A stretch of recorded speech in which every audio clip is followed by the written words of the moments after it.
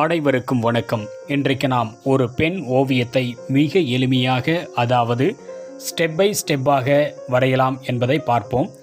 இந்த வீடியோ பிகினர்ஸுக்கும் ஓவியத்தில் ஆர்வம் உள்ளவர்களுக்கும் மிக பயனுள்ளதாக இருக்கும் என்று நினைக்கின்றேன்.